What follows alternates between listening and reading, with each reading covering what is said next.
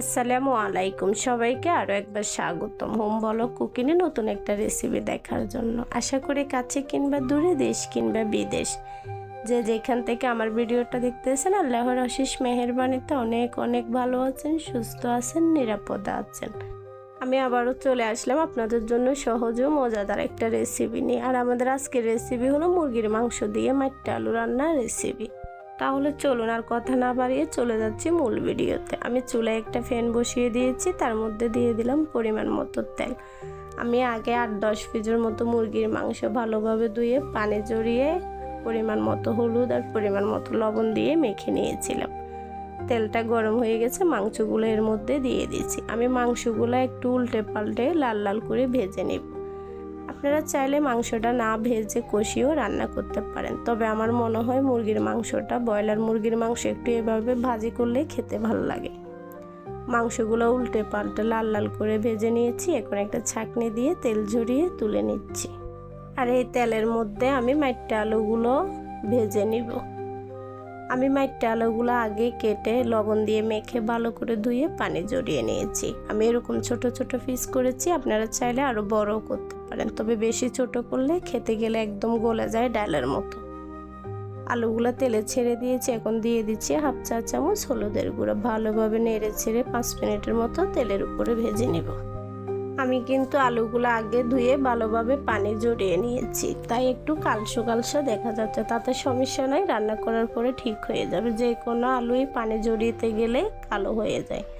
আমি আলুগুলো 5 মিনিটের মতো তেলের উপরে ভেজে নিয়েছি। এখন আলুগুলো একটা ছাঁকনি দিয়ে ছেঁকে তুলে নিচ্ছি। আর অনেকে কিন্তু এই মাট্টা আলুটা ধুইতে জানে না। মাট্টা আলুটা ধোয়ার সময় দেখবেন এক ধরনের আঠালো ভাব থাকে। হালকা লবণ দিয়ে 5 মিনিটের মতো মেখে রেখে দিলে আলুর ওই ডাসা ভাবটা চলে যায়। আলুগুলো তুলে ওই তেলের মধ্যে দিয়ে দিলাম 1/2 কাপের মতো পেঁয়াজ কুচি। পেঁয়াজটা দিয়ে 2 থেকে 3 মিনিটের মতো ভালোভাবে নেড়ে ছেড়ে তেলের উপরে ভেজে নিয়েছি, যেন পেঁয়াজটা নরম হয়ে যায় আর পেঁয়াজের কাঁচা গন্ধ ভাবটা চলে যায়। এখন আমি এর মধ্যে দিয়ে দিলাম আস্ত কয়েক ধরনের গরম মশলা। গরম মশলাটা দিয়েও 2-3 মিনিটের মতো ভালো করে ভেজে নেব। মশলাটা দিয়ে 2-3 মিনিট ভেজে নিয়েছি। এখন এর মধ্যে দিয়ে দিচ্ছি 2 চা চামচের মতো আদা রসুনের পেস্ট। আদা রসুনের পেস্টটা দিয়ে ভালোভাবে কিছুক্ষণ ভেজে নিব, যেন আদা রসুনের কাঁচা গন্ধ ভাবটা ছাড়িয়ে যায়। আদা রসুনের পেস্টটা দিয়ে আমি 2 মিনিটের মতো ভেজে নিয়েছি। এখন এখানে দিয়ে দিলাম একটু পানিটা দিয়ে নেড়ে ছেড়ে বলক তুলে নিয়েছি। এই পর্যায়ে আমি এখানে অন্য মশলাগুলো অ্যাড করব। দিয়ে দিলাম 1 চা চামচ জিরার গুঁড়ি, 1 চা চামচ ধনিয়ার গুঁড়ি, 1 চা চামচের থেকেও কম মুরগির মাংসের মশলার গুঁড়ি, 1.5 চা চামচ লাল মরিচের গুঁড়ো, 1.5 চা চামচের মতো হলুদের গুঁড়ো, আর দিয়ে দিব স্বাদ মতো লবণ। মশলাগুলো ভালোভাবে নেড়ে চেড়ে কষিয়ে নেব। আর একটা কথা মনে রাখবেন, কখনো পানি দিয়ে পানিটা বলক আসার আগে শুকনো মশলাগুলো দিবেন না, পানিটা বলক আসার জন্য অপেক্ষা করবেন। আমি 2 মিনিটের মতো মশলাগুলো কষিয়ে নিয়েছি। এখন এর মধ্যে দিয়ে দিলাম 1 কাপের মতো পানি। আমি 1 কাপের মতো পানি দিয়ে দিয়েছি। মশলাগুলো ঢাকনা দিয়ে কিছুক্ষণ কষিয়ে নেব। ফিরে আসলাম 2 থেকে 3 মিনিট পর। দেখুন মশলাগুলো কষিয়ে মশলার উপরে তেল ছেড়ে দিয়েছে। আর মশলার উপরে এরকম তেল দেখলেই বোঝা যায় মশলাগুলো সুন্দরভাবে কষানো হয়েছে। আর এখন আমি এর মধ্যে অ্যাড করে দিচ্ছি আগে থেকে ভেজে তুলে রাখা মুরগির মাংসগুলো দিয়ে নেড়ে ছেড়ে ঢাকনা দিয়ে রান্না করে নিব 4 থেকে 5 মিনিটের মতো। আপনারা যারা ভিডিও দেখতে দেখতে আমার সাথে ভিডিওর এই পর্যায়ে চলে আসছেন, এখন একটা লাইক দেন নাই, লাইক দিতে ভুলে গেছেন, প্লিজ দয়া করে ছোট্ট একটা লাইক দিয়ে ফুল ভিডিওটা কন্টিনিউ করার অনুরোধ রইল। আশা করি ভিডিওটা আপনাদের ভালো লাগবে। ফিরে আসলাম 3 থেকে 4 মিনিট পর। মাংসগুলো মশলার সাথে ভালোভাবে কষানো হয়ে গেছে। আর মাংস কষিয়ে দেখুন কি সুন্দর কালারের একটা তেল ছেড়ে দিয়েছে। এই পর্যায়ে আমি মাংসটা নেড়ে ছেড়ে ঢাকনা দিয়ে রান্না করে নিব আরও 2 মিনিটের মতো, যেন মাংসগুলো আরও ভালো করে কষানো হয়। ফিরে আসলাম 2 মিনিট পর। দেখুন মাংসটা কষিয়ে উপরে আরও বেশি তেল ছেড়ে দিয়েছে। আর এই পর্যায়ে আমি একটু হালকা হাতে নেড়ে ছেড়ে আগে থেকে ভেজে তুলে রাখা আলুগুলো এর মধ্যে অ্যাড করে দিব।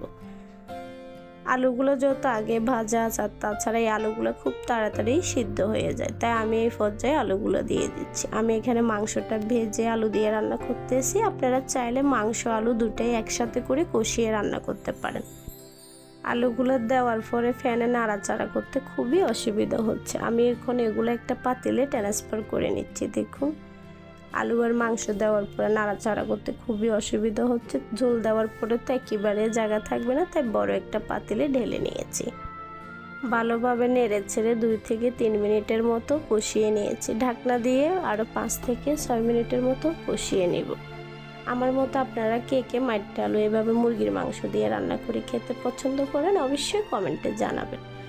তবে মুরগির মাংস দিয়ে এভাবে মাটির আলুটা রান্না করলে খেতে সব থেকে বেশি মজার হয়। আমি ঢাকনা দিয়ে 4 থেকে 5 মিনিটের মতো কষিয়ে নিয়েছি। এই পর্যায়ে আমি অফ ক্যামেরায়ও কয়েকবার নেড়ে দিয়েছি, কারণ না হলে নিচে দিয়ে ধরে যাওয়ার সম্ভাবনা থাকে।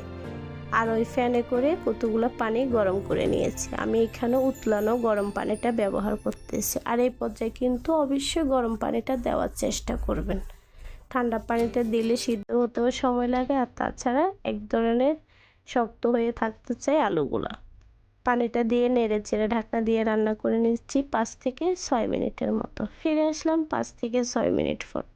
এই পর্যায়ে কিন্তু আলুটা অনেকটা সিদ্ধ হয়ে গেছে। আর যে প্রথমে একটু কালসা ভাব ছিল ওটা কিন্তু ঠিক হয়ে গেছে। দেখুন আলুটা কতটা সিদ্ধ হয়েছে। আমি ঢাকনা দিয়ে আরও কিছুক্ষণের জন্য সিদ্ধ করে নেব। তবে এই পর্যায়ে আমি একটু নেড়ে চেড়ে দিচ্ছি। আর এখন এখানে অ্যাড করে দেব 6 থেকে 7টার মতো কাঁচামরিচ।